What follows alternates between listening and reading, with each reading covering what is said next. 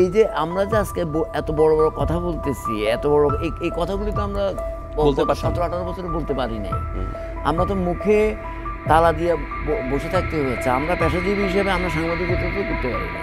তো কাজেই এখন যে একটা নতুন অবস্থা তৈরি হলো, যেটা আমি বললাম যে গণতান্ত্রিক, এই রাজনৈতিক দলগুলি নিশ্চয়ই আমি মনে করি দায়িত্বশীল আচরণ করবেন। প্রত্যেকটা এখন বিএনপি বাংলাদেশে এই মুহূর্তে সবচেয়ে বড় রাজনৈতিক দল, এটা আপনি এই বাস্তবতা তো আপনি অস্বীকার করতে পারবেন না।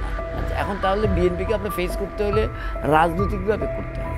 এটা বাংলাদেশের জনগণ ডেফিনেটলি কাকে পছন্দ করবেন বাংলাদেশের মানুষ, সেটা তাকে নির্বাচনের মাধ্যমেই হতে হবে। তাহলে নির্বাচনকে বাদ দিয়ে যেটা শেখ হাসিনা করেছেন, আপনি গণতন্ত্রের যে চর্চার কথা বলছেন, যতক্ষণ না আমরা মোটা দাগে অন্য কোনো সিস্টেমে না যাব, আপাতত তো এই সিস্টেমটা আছে। এই সিস্টেমের মাধ্যমে আমাদের এই যে নির্বাচনের যে ট্রেনটা চালু হলো, এই ট্রেনে উঠতে হবে সবাইকে।